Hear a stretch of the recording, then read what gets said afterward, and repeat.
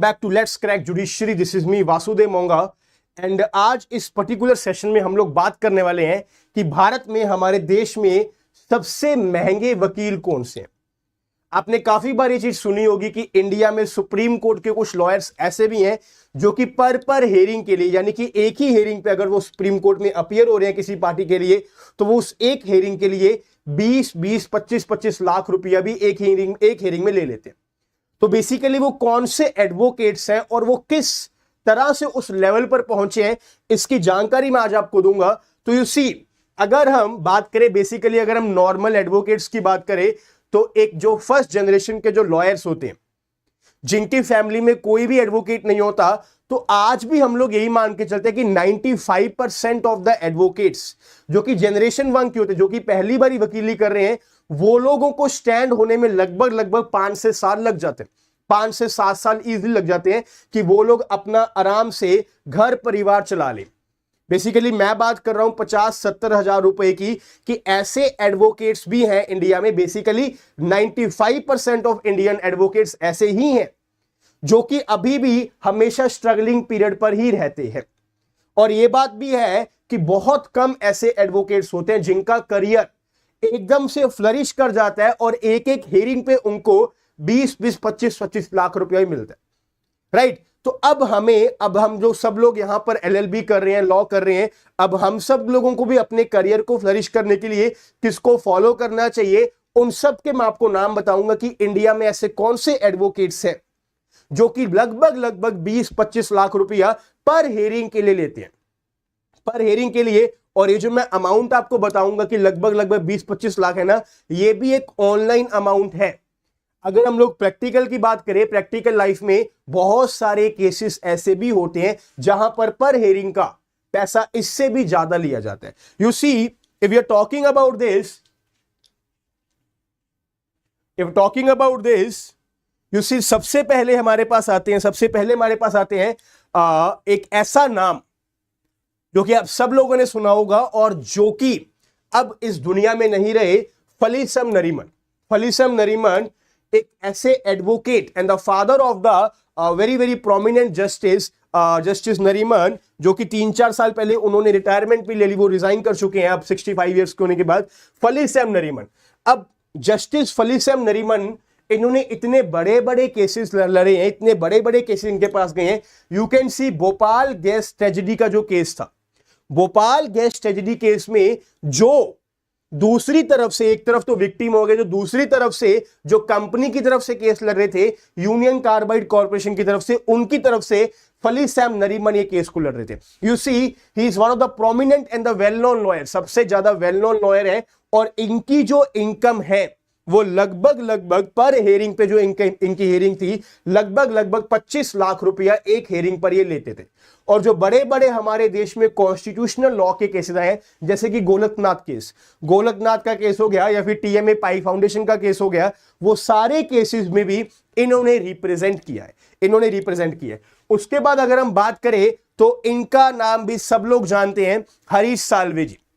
और इनका नाम भी इस तरह से जानते हैं कि हरीश साल्वे जी ने बाहर जाकर इंटरनेशनल कोर्ट ऑफ जस्टिस में जाके भी इंडिया को अपीयर किया है। यानी कि इंडिया में अगर कोई अपीयर करने वाले, पूरे इंडिया को रिप्रेजेंट करने वाले कोई लॉयर जो कि ICJ में जाके केस को लड़ते हैं, केस में अपीयर होते हैं, वो ज्यादातर केसेस में हमने देखा है कि हरीश साल्वे जी ही होते हैं। अब अगर इनकी बात करें तो जो कुलभूषण यादव का केस था, वहां पर भी इन्होंने अपीयर किया था। और ये बहुत सारे ऐसे भी केसेस लेते हैं जो कि ह्यूमन राइट्स के लिए होते हैं, कि ह्यूमन राइट्स को आगे फ्लरिश करने के लिए उनको केस लड़ते हैं। एंड ही हैड बीन, ये इंडिया के सॉलिसिटर जनरल भी रहे हैं फ्रॉम नवंबर 1999 टू नवंबर 2002, लगभग 3 साल के लिए ये हमारे देश के सॉलिसिटर जनरल भी रहे हैं हरीश साल्वे जी। और ये भी लगभग, क्योंकि इंटरनेशनल कोर्ट ऑफ जस्टिस में भी काम करते हैं, भारत में भी बहुत बड़े प्रोमिनेंट केसेस में ये काम करते हैं।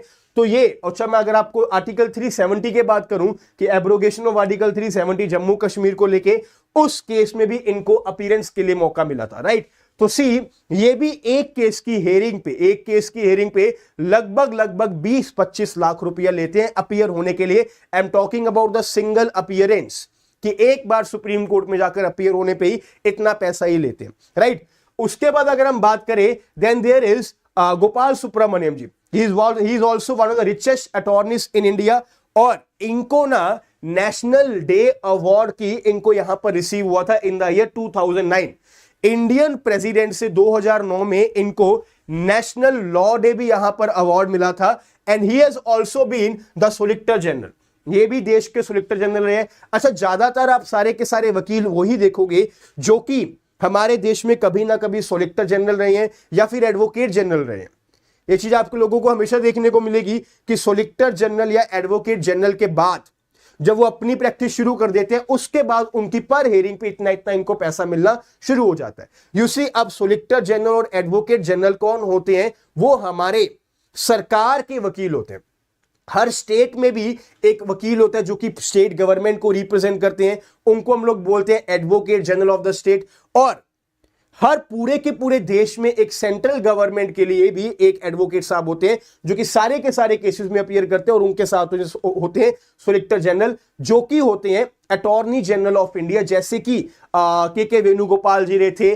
बहुत सारे जो हमारे अटॉर्नी जनरल्स ऑफ इंडिया है, उन लोगों को इतना जाके पैसा मिलता है। यू कैन सी, ये जो प्रोसेस है कि हम लोग जाके इस लेवल पे कैसे पहुंचे, तो सरकारी वकील बनना अभी से, उसके बाद प्रमोशन होना, दिस इज वन क्राइटेरिया, ये एक क्राइटेरिया है। और दूसरा क्राइटेरिया ये भी होता है कि अगर आप लोग जज बन जाते हो, अगर आप लोग जज बन जाते हो, आप लोग हाई कोर्ट तक पहुंच जाते हो, तो हाई कोर्ट के बाद अगर आपने प्रैक्टिस शुरू कर दी, तब भी आप लोग इस लेवल पे जाके पहुंच जाते हो। अनदर इज द के प्रसरन।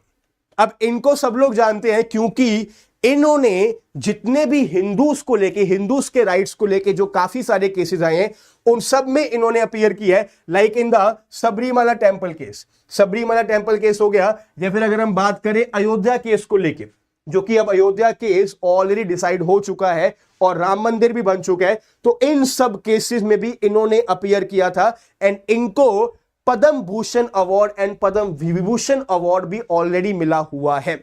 तो ये भी लगभग 15 लाख रुपया पर हेयरिंग के लिए लेते हैं। उसके बाद अगर हम बात करें अभिषेक मनु सिंघवी, जिन्होंने राजीव गांधी को भी राजीव गांधी के केस में भी अपीयरेंस दी थी, मतलब कि Rajiv Gandhi the former prime minister of India, वो भी इनके क्लाइंट थे।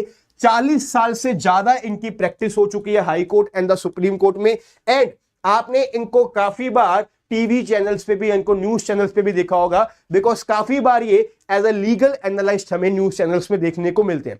ना हो 40 साल की प्रैक्टिस के बाद, बड़े बड़े केसेस को देखने के बाद लगभग 15 लाख रुपया एक हेयरिंग के लिए लेते हैं। ये ऑनलाइन रिपोर्ट है जो कि 15-20 लाख की मैं बात कर रहा हूं।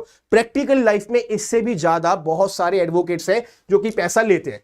And then if we talk about K Venugopal जी, के वेणुगोपाल जी जो कि अभी 2022 तक बीजेपी पार्टी के लिए रिप्रेजेंट कर रहे थे as the attorney general of India. Now he was also the attorney general of India. अब 2022 में इन्होंने अपनी अटॉर्नी जनरल की पोजीशन को, उनको खत्म हो गई, और 2022 के बाद अभी भी ये प्रैक्टिस कर रहे हैं as an individual lawyer.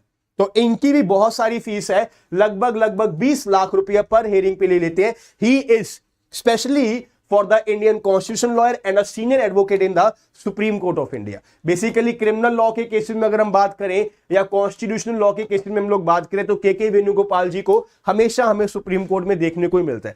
And then अगर हम इनकी बात करें, पी चिदम्बरम जी, आप सब लोग इनको जानते हो, ही is also the member of the Rajya Sabha, Rajya Sabha के मेंबर भी है, प्लस राज्यसभा के मेंबर होने के साथ साथ ये एक एडवोकेट्स भी। अच्छा, एक चीज आपको बता दूं कि एडवोकेट एक ऐसा प्रोफेशन है, बेसिकली अगर हम किसी टीचर की बात करें तो टीचर्स में हमें देखने को मिलता है कि टीचर कोई भी और काम नहीं कर सकता, कोई भी और काम नहीं कर सकता। अगर एक कोई डॉक्टर है तो डॉक्टर अपनी प्रोफेशनल ड्यूटी के अलावा कोई भी और काम नहीं कर सकता। बट अगर हम बात करें तो then there are many advocates जो कि पॉलिटिशियंस भी हैं, वो राज्यसभा या लोकसभा के मेंबर है, और वहां पर होने के बावजूद भी वो लोग सुप्रीम कोर्ट में अपनी प्रैक्टिस करते हैं।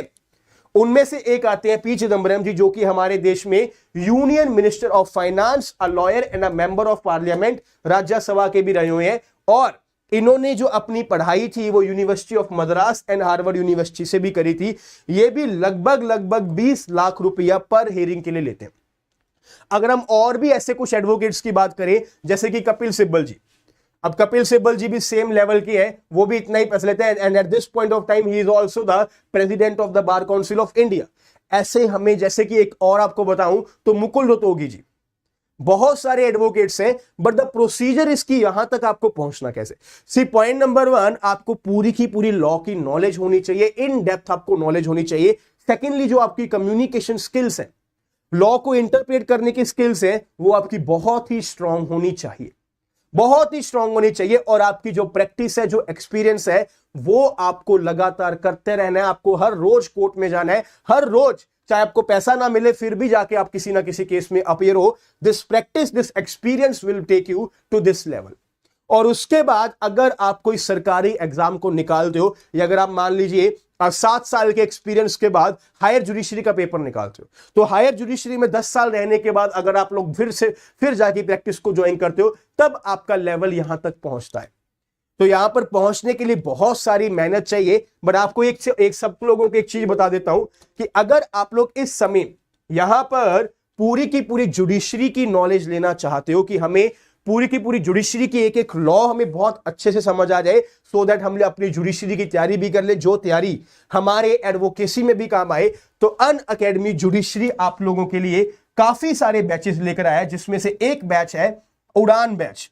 एक उड़ान बैच है, कॉम्प्रिहेंसिव बैच, जो कि सभी के सभी स्टूडेंट्स के लिए, चाहे आप हिंदी मीडियम के स्टूडेंट हो, चाहे आप इंग्लिश मीडियम के स्टूडेंट हो, क्योंकि इसमें आपको नोट्स हिंदी में भी अवेलेबल करे जाएंगे। ये आपका पूरा का पूरा कॉम्प्रिहेंसिव कोर्स 17 जुलाई को शुरू हो रहा है, यानी कि कल के दिन आपके बैच शुरू हो रहा है। इसमें कि हम लोग सारे के सारे सब्जेक्ट्स आपको इन डेप्थ करवाएंगे, आपके नोट्स बने होंगे, आपको एक एक चीज बेरख के आपको रट जाएगी। तो आप लोग इसमें इनरोल कर सकते हो। इनरोल करने के लिए आपको कोड यूज करना है, जो नीचे दिया गया हुआ है, MONGA, मोंगा कोड आपको यूज करना है। और कोर्स में इनरोल करने के लिए आपको इसी वीडियो की डिस्क्रिप्शन बॉक्स में जाके लिंक में जाना और उसमें जाके इनरोल कर लेना है, right. So this is all about the advocates, जो कि हमारे देश में सबसे अमीर एडवोकेट्स हैं, और भी बहुत सारे हैं, but these are the prominent ones, these are the prominent ones. अगर आप लोग भी लॉ कर रहे हो या LLB करने की सोच रहे हो, या LLB कर चुके हो और आप इस लेवल पे पहुंचना चाहते हो, तो इन जैसी मेहनत आप लोगों को करनी पड़ेगी। बिकॉज लॉयर के प्रोफेशन में हमने जो एक चीज नोटिस करी है, वो ये कि पहले कुछ साल, 10 साल तक आपको बहुत मेहनत करनी पड़ती है। बट अगर आपका 10 साल में अगर आपका नाम बन गया, एक बार अगर आपका नाम बन गया, तो उसके बाद पैसा अपने आप आपके पीछे आता है। तब आपको केस जाके लेना नहीं पड़ता, केस आपको अपने आप मिलता है। और मैं आपको बात बता दूं, एक जो आपका पेपर होता है एडवोकेट ऑन रिकॉर्ड का, कि 5 साल के एक्सपीरियंस के बाद, 5 साल का एक्सपीरियंस जिसमें कि 1 साल आपने किसी सीनियर एडवोकेट के अंदर ट्रेनिंग करी हो, उसके बाद आप advocate on record supreme court का पेपर दे सकते हो। और जब आप सुप्रीम कोर्ट में एडवोकेट ऑन रिकॉर्ड बन जाओगे, तब आप बड़ी बड़ी फर्म्स में, ये जो बड़े बड़े एडवोकेट्स हैं, इनके साथ, इनके अंडर भी काम कर पाओगे, जिसके साथ आपको बहुत एक्सपीरियंस मिलता है। Now these are the ways कि आप अपने आगे प्रैक्टिस के जो करियर है उसमें आगे कैसे फ्लरिश कर सकते हो। बट इन सब के लिए आपको चाहिए क्या होगी? Proper legal knowledge, in depth knowledge of the law, जो कि हम आपको करवाएंगे इस उड़ान बैच में। और इस उड़ान बैच में आप लोग जब मर्जी इनरोल कर सकते हो। कल से आपका ये बैच शुरू हो रहा है, 17 जुलाई को ये बैच आपका शुरू हो रहा है। मोंगा कोड आपको अप्लाई करना है एंड जल्दी से इसमें एडमिशन लेनी है। I will see you guys live in the class. Thank you so much. जय हिंद, टेक केयर।